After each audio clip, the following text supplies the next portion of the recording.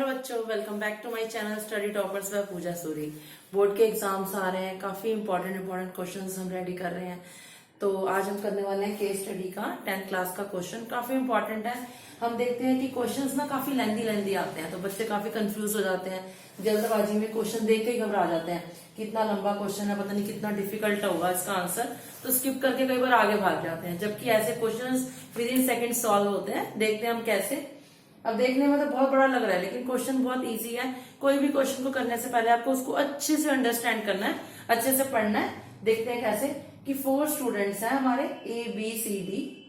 Noted the initial colour of solutions. ये test tube में आपको दे रखा है। देखिए यहाँ पर जिंक की रॉड है, ये एल्यूमिनियम सल्फेट में है। यहाँ पर हमारे पास जिंक की रॉड है, वो जिंक सल्फेट सॉल्यूशन में है।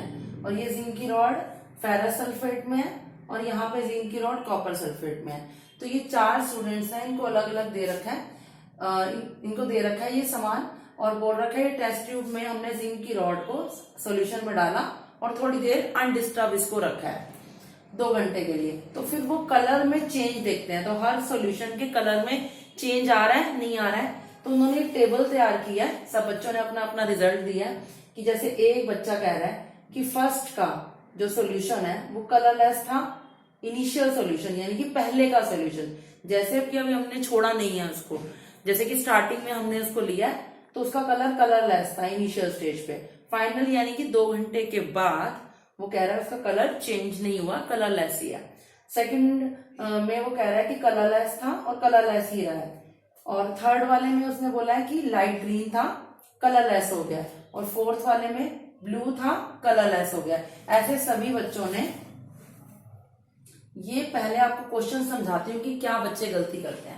ये एक स्टूडेंट है A, ये उसने A स्टूडेंट ने चारों में रिएक्शन को बताया है कि चारों में क्या चेंजेस आया है। इनिशियली कैसे था कलर इनका, और बाद में क्या चेंज हुआ है। ये A स्टूडेंट यानी कि एक स्टूडेंट ने अपनी ऑब्जर्वेशन दी है ये 4 केसेस में। ऐसे ही B स्टूडेंट ने ये 4 केसेस में अपनी ऑब्जर्वेशंस को दिया है। ये क्वेश्चन जब समझना है आपको, तो उसके लिए आपको टाइम लगेगा। आप बेसिक कॉन्सेप्ट को जब अच्छे से समझ लेंगे तो मैडम कितना ही चेंज करके क्वेश्चन दे दे, या आपको बोर्ड में कितना ही क्वेश्चन डिफिकल्ट आ जाए, आप उसको यूं कर लोगे। लेकिन बेसिक कॉन्सेप्ट तो समझना जरूरी है ना। तो पहले समझने में टाइम लगता है, लेकिन जब आप पेपर में करेंगे ये क्वेश्चन तब आपको टाइम नहीं लगेगा, आप समझ चुके होगे अच्छे से। हमारी वीडियो के एंड तक बने रहिए, हम आपको बताएंगे कि जल्दी से कैसे करना है, बट समझने के लिए उसको टाइम देना पड़ेगा। देखते हैं कैसे।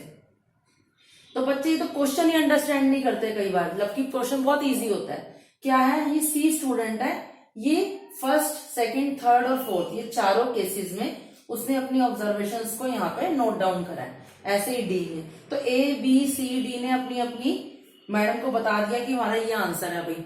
अब हम मैडम बताएगी कि किस बच्चे ने सही जवाब दिया है, ये हमारे से पूछा गया है।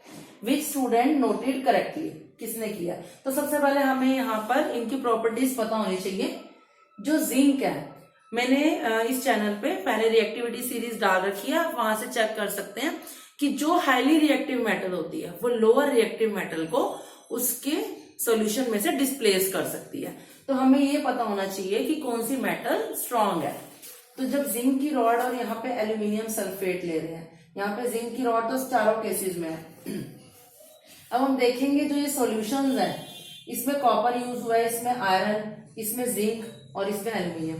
तो हमें ये पता होना चाहिए पहली बात कि इनका कलर क्या होता है। जो एल्यूमिनियम सल्फेट का खुद का कलर है वो कलर नहीं होता है, कलरलेस होता है। तो एल्यूमिनियम सल्फेट का कलर कलरलेस होता है, ठीक है। और जो जिंक सल्फेट है वो भी कलरलेस होता है, पहली चीज। जो आयरन सल्फेट होता है, फेरस सल्फेट, इसका कलर लाइट ग्रीन होता है, लाइट ग्रीन। और यहाँ पर कॉपर सल्फेट है, कॉपर सल्फेट का ब्लू कलर होता है। तो आपको ये याद करना है, ये फर्स्ट चैप्टर जो है आपका केमिकल रिएक्शन, ये उसका क्वेश्चन है। उसमें वहां आपको कलर सबके याद होने चाहिए। कॉपर सल्फेट ब्लू कलर का, मैंने इसकी भी जो रिएक्शन है डाल रखी है, आप देख सकते हैं मेरे चैनल पे। बहुत अच्छे से एक्टिविटी करके डाली हुई है और एकदम से आपको समझ आ जाएगी, बिल्कुल भी कंफ्यूजन नहीं होगी। वहां पर उसके कलर भी शो किए हुए हैं हमने आपको, तो बिल्कुल ठीक, मतलब बहुत बढ़िया ढंग से आपको समझ आने वाला है, इस बात की मेरी गारंटी है।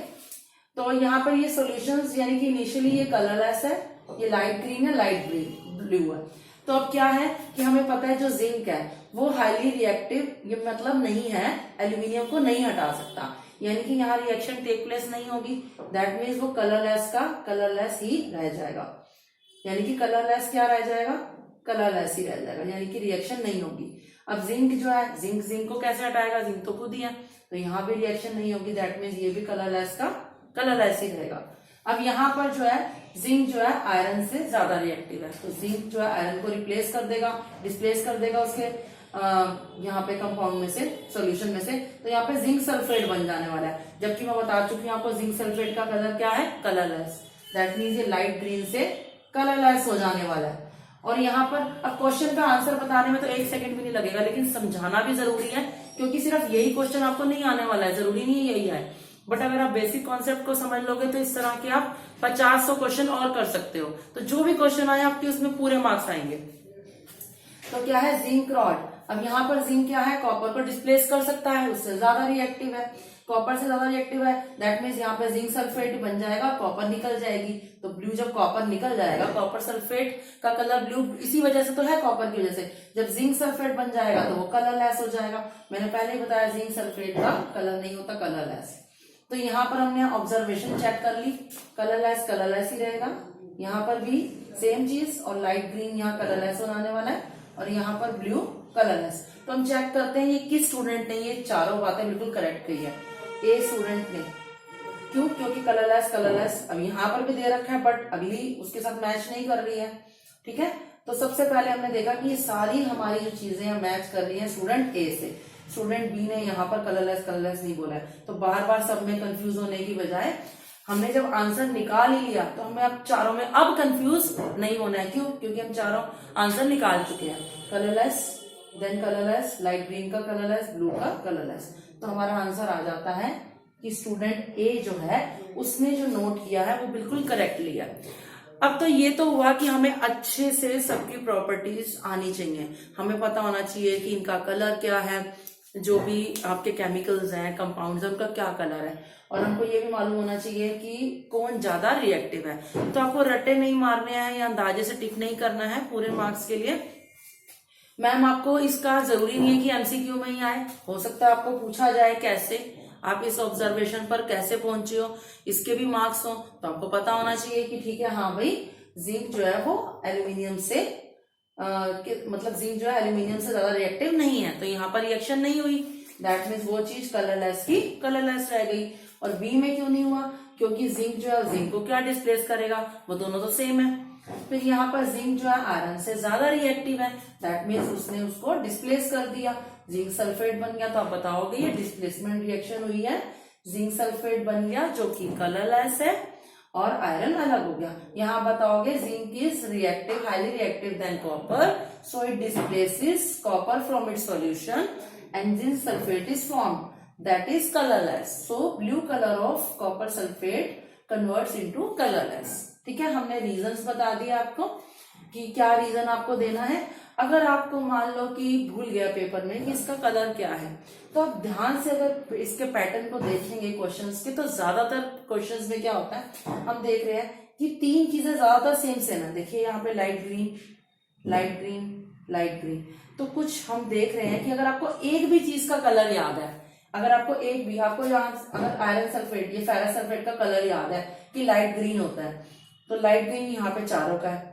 अगर आपको कॉपर सल्फेट का याद है कि ब्लू कलर होता है, तो यहाँ पर ब्लू चारों का है। दैट मीन्स हमें सारी चीजें पता होनी चाहिए कि कौन रिएक्टिव है कौन नहीं है। सिर्फ यही क्वेश्चन नहीं है, जो पूरा फर्स्ट चैप्टर है, सेकंड चैप्टर है केमिस्ट्री का, तो आपको वो रिएक्टिविटी सीरीज तो बिल्कुल टिप्स पे होनी ही चाहिए करने के लिए। नहीं तो आप क्या करोगे, आप अपना टाइम वेस्ट करोगे, ढूंढते ही रह जाओगे कि कौन कौन कर रहा है, कौन इसको रिएक्ट करवा रहा है। तो यहाँ इसमें कंफ्यूज नहीं होना है, आपको रिएक्टिविटी सीरीज पहले अच्छे से याद करनी है, इनके कलर्स याद करने हैं, फिर आप ये क्वेश्चन को आसानी से कर सकते हैं। तो हमारे चैनल पे काफी सारी इसकी वीडियोस डली हुई हैं, आप देख सकते हैं। और अगर कोई और क्वेरी हो तो आप हमें कमेंट सेक्शन में जरूर बताएं। वीडियो अच्छी लगी हो, समझ आई हो तो अपने दोस्तों के साथ शेयर करना ना भूलें।